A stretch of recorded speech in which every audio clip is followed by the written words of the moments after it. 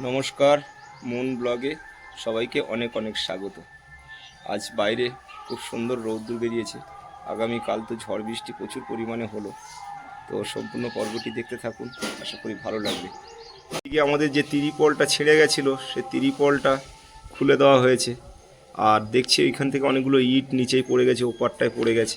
কালকের প্রচুর জোরে তাণ্ডব চলেছে।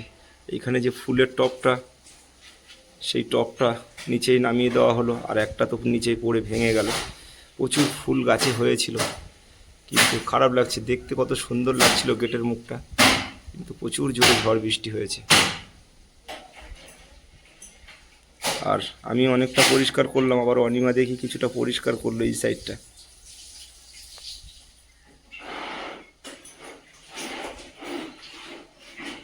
এদিকে বাসন থালাগুলো সব মেজে পরিষ্কার করে নিলাম, আর এদিকে ভাত বসিয়ে দিলাম। সকাল সকাল মুন খেয়ে স্কুলে যাবে, তো মুন এখন পড়াশুনো করছে। আর কালকের ঝড়ের মধ্যে আমাদের বড় ফুলের টবটা নিচেই পড়ে গিয়ে অনেকটা ক্ষতি হয়ে গেছে।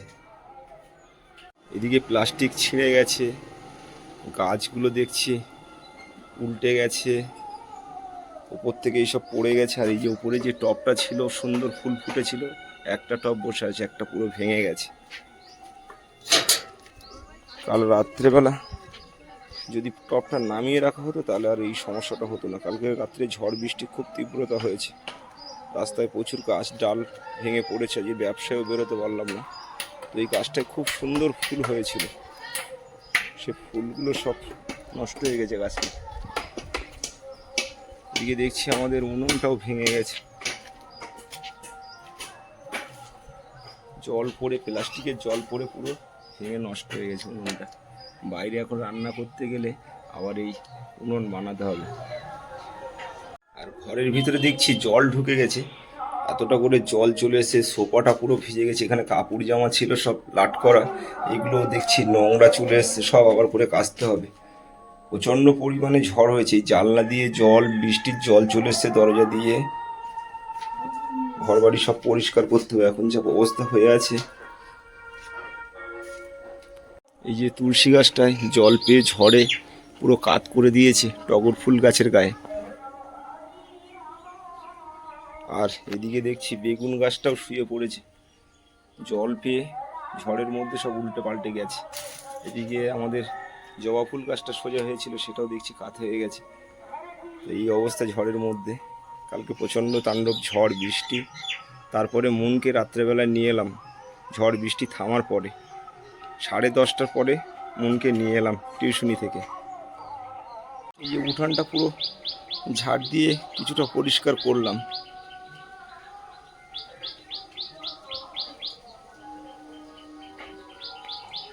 আর এই যে সকালের বাইরের ওয়েদার,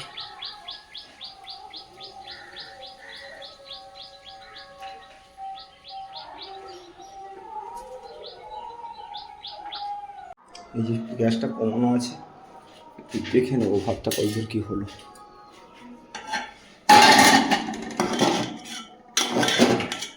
ভাত প্রায় হয়ে যাওয়ার মতন হয়ে গেছে, হ্যাঁ প্রায় হয়ে গেছে।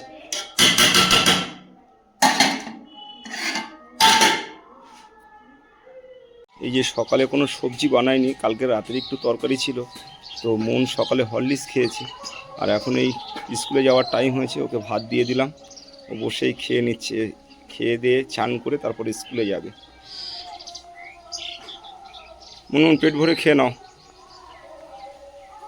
আর বাইরে হরিনাম হচ্ছে পাটুলি পাড়াতে, দেখছি সারা রাত দিন 24 ঘন্টাই হচ্ছে।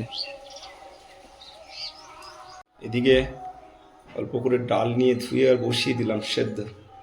এবার একটু চচ্চড়ি বানানোর ব্যবস্থা করতে হবে। সবজি আছে, যে কালকে রাত্রে নিয়ে এসেছি ভেন্ডি আর হচ্ছে তোমার পটল, এগুলো নিয়ে এসেছি। আর ডাঁটা তো সুন্দরবনের আছে, আলু আছে, আলু দিয়ে সমস্ত কিছু, চিংড়ি আছে, দিয়ে একটা চচ্চড়ি মতন বানালে খেতে ভালো লাগবে। কাল রাতে পটল, আলু, চিংড়ি মাছ, ডাঁটা দিয়ে রান্না করেছিল অনিমা, খুব ভালো লেগেছিল খেতে। এই যে মনকে রেডি করিয়ে স্কুলে নিয়ে বেরোচ্ছি। এই যে মন ছুটে ছুটে যাচ্ছে, একটু লেট হয়ে গেছে, 10টা 16, 17 হয়ে গেছে, 10টা 15-র মধ্যেই ঢোকার নিয়ম। খুব সুন্দর লাগছে এই জায়গার পরিবেশটা।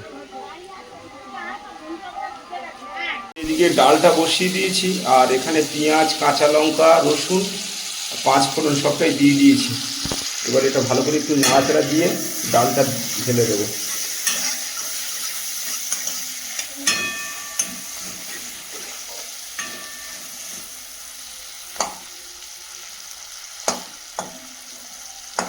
মুনমুনকে স্কুলে পৌঁছে দিলাম, আর আজ ওর পিপি ড্রেস দেবে বললো, তার জন্য পয়সা দিয়ে এলাম।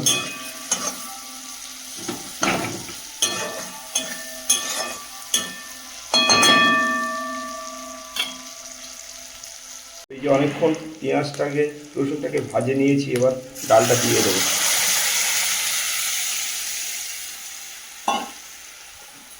ডালটার মধ্যে আর একটু জলও দিয়ে দেবো, পাতলা করবো ডাল।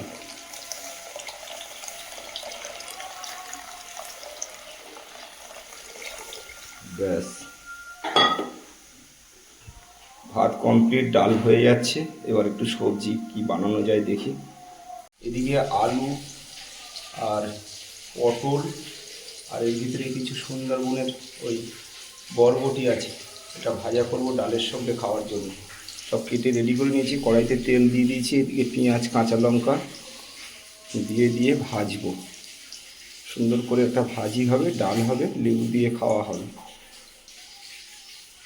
নুন হলুদ দিয়ে দিলাম, দিয়ে এবার সব কিছুই দেওয়া হয়ে গেছে, সুন্দর করে এটা ভাজবো।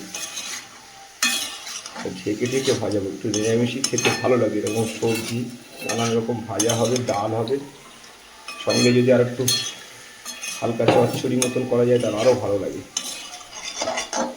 ভাজি, চচ্চড়ি, ডাল, এটা হচ্ছে হোটেলের খাবার, মানে সবজি ভাত, খুব ভালো খাবার।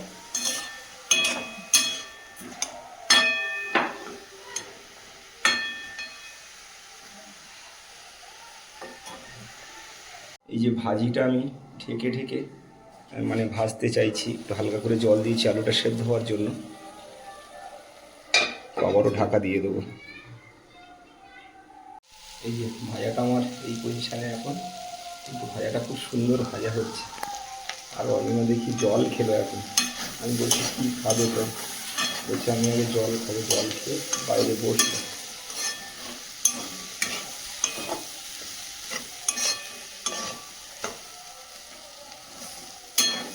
বললাম কলা খাও, একটু ছাতু খাও।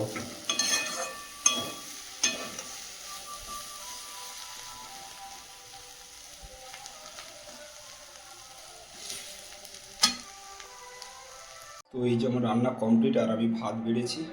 আর অনিমা বলছে এখন খাবে না, যখন ইচ্ছা খাবে, রান্না রেডি রয়েছে, তো আমি দুটো খেয়ে নেব। এই যে টিয়া পাখিটা জালে বেঁধে গেছিল, তো সেখান থেকে নিয়ে ট্রিটমেন্ট করে সুস্থ করে আর এই জালে করে নিয়ে খাঁচায় করে নিয়ে আসা হয়েছে। তো এই খাঁচাটা ছিল বড়দাদের ওইখানে, আর ওইখানেই পাখিটা একটা জালে বেঁধে গেছিল।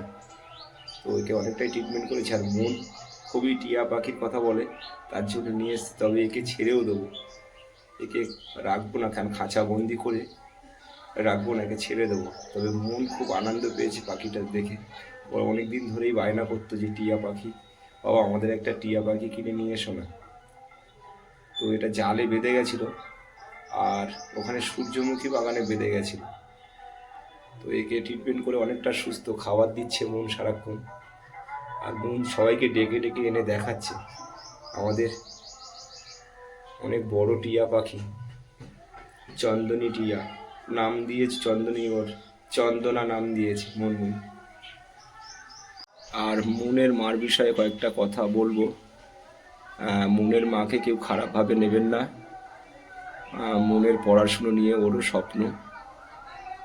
যাই হোক, কেউ হয়তো ওকে কোনো কিছু বুঝিয়েছিল, যার জন্য আজকের এই পরিস্থিতি। যাই হোক, ও রাগ করে এখনও আমি রান্না করেছি বলে আমি খাবো না বলে ঘরে আবার চলে গেল, বাইরে বসেছিল এতক্ষণ। আর সবাইকে হাত জোড় করে বলবো, মুনের মাকে কেউ খারাপ কথা বলবে না, আমারও খারাপ লাগে। ও ভালো থাকলে সবাই ভালো থাকবো, মুন ভালো থাকবে। এই যে আমার খাওয়া হয়ে গেছে, আর মুনের মায়ের জন্য ভাত বেড়ে ডাল সবজি। আর কারেন্টটা দেখছি সকাল থেকেই আপ ডাউন করছে। কালকে ঝড় হয়ে অনেক জায়গায় মনে হচ্ছে তারপর কেটে গেছে, যার জন্য ডিস্টার্ব করছে। তো অনিমাকে খেতে দেবো, একটু সকাল সকাল খেয়ে নিক, অনেকটাই টাইম হয়ে গেছে, সকাল আর নেই। এই যে ছোলা মটর ভেজানো আছে পাখির জন্য। আর অনিমা দেখলাম বাগান থেকে এই বেগুন 3টে তুলে নিয়ে এলো, আর কালো বেগুন 2টো, সাদা বেগুন 3টে। আগের দিনকে আমি অনেকগুলো তুলেছিলাম গাছ থেকে, আর আজকে দেখি এতগুলো উঠেছে বেগুন। তো অনিমা এখন এই যে বেড কভার জামা কাপড় কিছু বাইরে পরিষ্কার করে দিচ্ছে।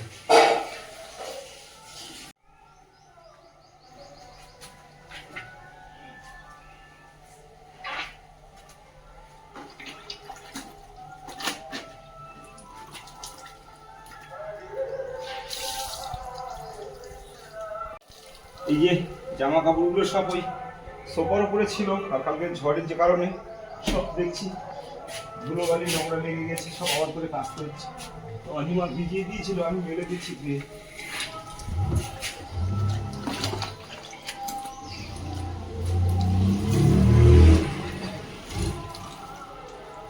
না পাম্পে মনে হচ্ছে জল তুলতে হবে।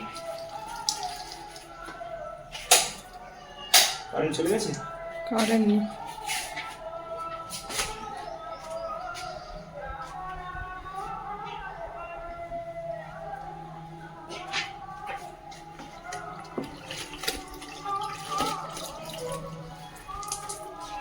মুনমুনের এই জামাটা খুব সুন্দর লাগে পরলে।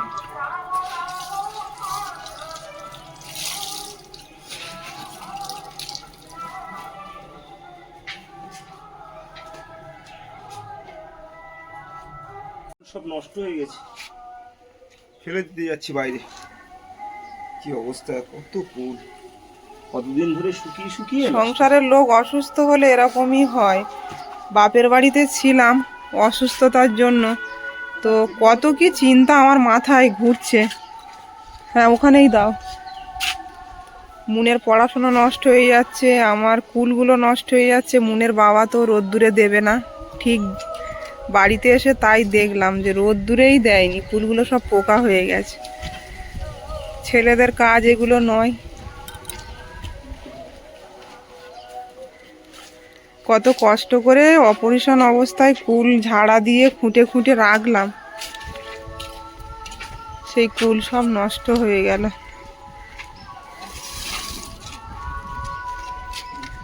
দেখেও আমার কেমন মায়া লাগছে। প্রচুর কুল। মুন একটু আচার খাবে সেরকম কুলও নেই বাড়িতে, সব নষ্ট হয়ে গেছে।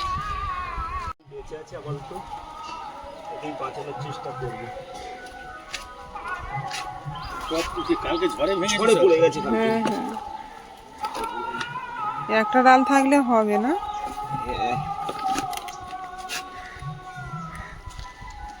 কত সুন্দর ফুলগুলো ফুটেছিল, বাড়ি এসে দেখেও ভালো লাগছিল। কালকে ঝড়ে এসে টবটাও ভেঙে গেল। যদি একটু বুদ্ধি খাটিয়ে, এই গাছে তো ডাল পুঁতলে হয় না, না? হ্যাঁ ডাল পুঁতলে হয়, কিন্তু বর্ষার সময় হয়, এই সময় হবে না। দেখো এই ডালে থেকে যদি আবার হয়। চলো এটাকে নিয়ে ভিতরে জল দিতে হবে।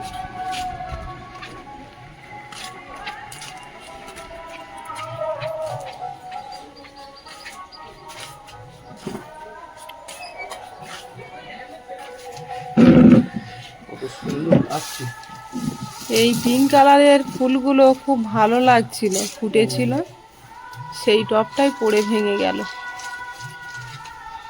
সব গাছগুলো খুব সুন্দর ফুল এসছে।